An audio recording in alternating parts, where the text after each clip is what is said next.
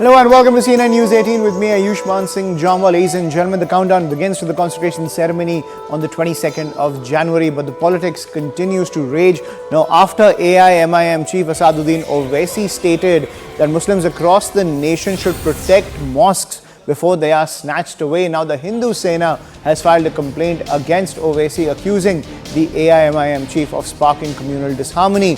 Owaisi has been accused of intentionally misguiding Muslim youth. The complainants say that action must be taken so that any disturbance during the inauguration is avoided. That is the piece of breaking news that's coming in when it comes to the politicking surrounding the Ram Mandir inauguration. I'm joined by my colleague Anshul Singh on the broadcast, who's getting us this piece of breaking news. So Anshul, at the same time, while the Hindu Sena has has taken this kind of action against Asaduddin Owaisi, has filed that complaint against him, are they planning to agitate as well against the AIMIM chief, because the politicking on both sides continues to escalate? So yes, the Hindu Sena is trying to make sure that they put this point across, that the manner in which the AIM has been operating, and they have been definitely raising questions on how the Babri Masjid was demolished and how this Ram temple is being inaugurated by the Prime Minister himself. There are a lot of allegations that have been put forth, not only from the Hindu Sena but from other Hindu organizations as well, which claim that the manner in which Asaduddin Owaisi and his brother Akbaruddin Owaisi has been saying that the Babri Masjid was not demolished, but in fact Babri Masjid was martyred, is something that is of a lot of concern for all the Hindu groups, and they say that this could actually agitate a lot of people, and probably something could happen on the 22nd of January when finally the Ram Mandir would be thrown open for the people. Now, keeping that in mind, the Hindu Sena has gone ahead and written a letter to the Commissioner of Police in the national capital, where they have claimed that yes, Asaduddin Owaisi and his brother have constantly been making statements, and hence an FIR should be registered against them. But yes, at this point in time, no FIR has been registered against any person. It's just a complaint letter that has been given to the Commissioner of Police out here in the national capital. The Hindu Sena is definitely not backing down at this moment. They will try to build more pressure so that the AIMIM, and especially Asaduddin Owaisi and his brother Akbaruddin Owaisi, do not go ahead and make such statements which could actually infuriate the people, and yet again the situation and the law and order situation could get out of hand. So this is something that remains to be seen as to how will the Delhi police now respond to this complaint that has been given. But yes, at this point in time, the Hindu Sena is definitely not ready to back down, and they say that they will continue to put in efforts to build more pressure, not only on the Delhi police but also on the MP Asaduddin Owaisi as well, to make sure that he apologizes, and eventually when the Ram Mandir is thrown open for the people, there is absolutely no law and order condition or situation that arises. Absolutely, and in fact we're joined by Vishnu Gupta, who's the Hindu Sena national president and the complainant, who has appealed to the police to arrest and take action against Asaduddin Owaisi. Gupta ji, thank you for joining us on CNN News 18. आपकी demand क्या है आपके हिसाब से? जो असादुद्दीन ओवैसी जी ने कहा है राम मंदिर के रिलेशन में, उसकी वजह से कम्युनल डिसहार्मनी, क्या दंगों के चांसेस हो सकते हैं उनके स्टेटमेंट के अनुसार? आप चाहते हैं कि पुलिस उनको अरेस्ट करे, उनको पब्लिक अरीना से हटवा दे, ताकि ये जैन 22 सेरेमनी पीसफुली चल सके? जी, आप ठीक कह रहे हैं कि ओवैसी, जो असादुद्दीन ओवैसी हैं और उनके भाई हैं, वो हमेशा शुरू से ही उनका यही मोटिव रहा है कि देश में अशांति फैले। आप देखिए कि सारी दुनिया राम मंदिर का जश्न मना रही है, और 22 तारीख जनवरी को राम मंदिर में भगवान श्री राम वहां विराजमान होंगे, और ये सब देख के इनको अच्छा नहीं लग रहा है, और ये चाहते हैं कि ऐसे बयानबाजी करके देश में अशांति पैदा करें। माननीय मोदी जी के शासनकाल में बहुत शांति है, कोई भी रिलीजियस दंगा नहीं है, और ये लोग चाहते हैं कि दंगा हो, मोदी जी का शासन बदनाम हो। और मैं यहाँ ये कहना चाहता हूँ कि ये जो राम मंदिर जो बन रहा है, ये कोई खैरात में या किसी के एहसान से नहीं बन रहा है।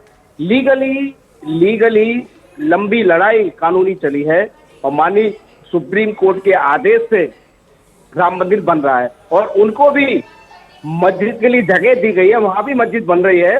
लेकिन बहुत सारे मुसलमान इसके स्वीकार भी करते हैं, लेकिन ओवैसी जैसे जो लोग हैं वो अपनी गंदी राजनीति के चलते देश में शांति उन्हें बर्दाश्त नहीं, वो देश को अशांत करना चाहते हैं।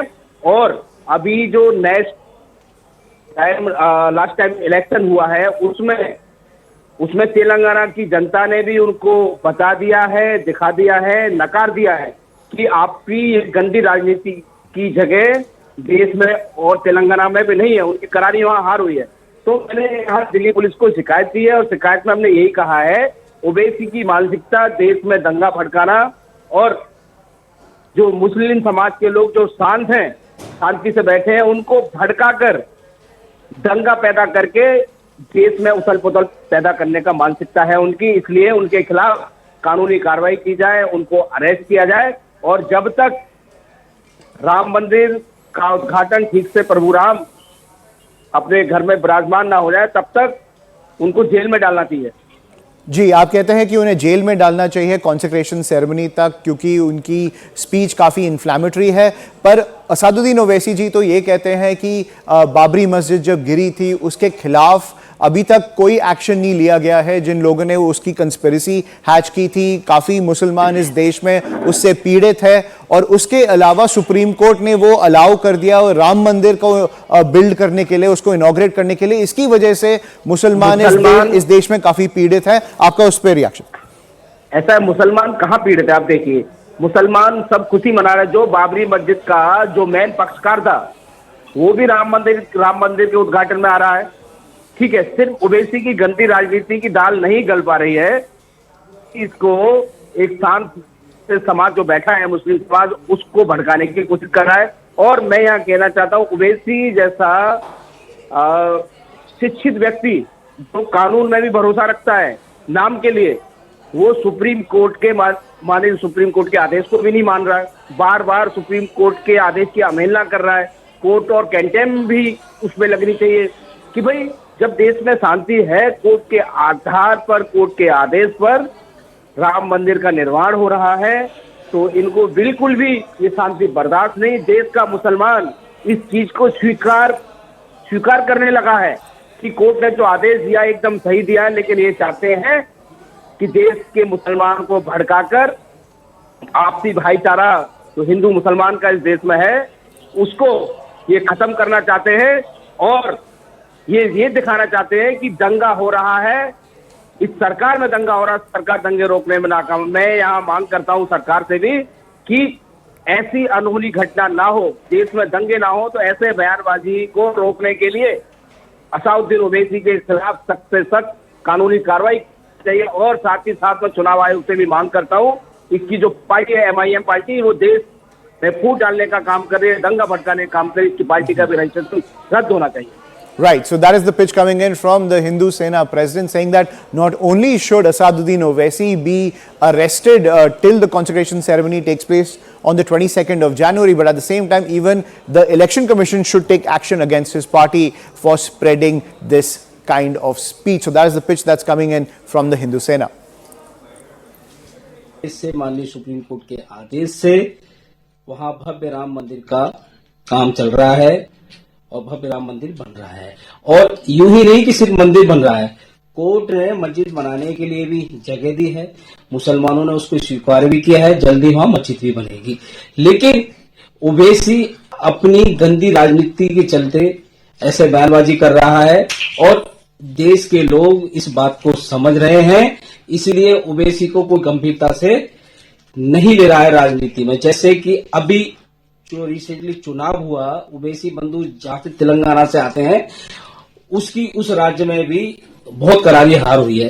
तो वो जानते हैं कि उन्हें कोई गंभीरता से नहीं ले रहा है, लेकिन वो देश में अपनी मौजूदगी दर्ज कराने के लिए ऐसे बयानबाजी कर देश की शांति भंग करने का काम कर रहा है, दंगा भड़काने का काम कर रहा है। और मैं यहाँ सरकार से और दिल्ली पुलिस से मांग करता हूं कि स्वतः संज्ञान लेते हुए ओवैसी के खिलाफ FIR दर्ज की जाए और उसे अरेस्ट किया जाए।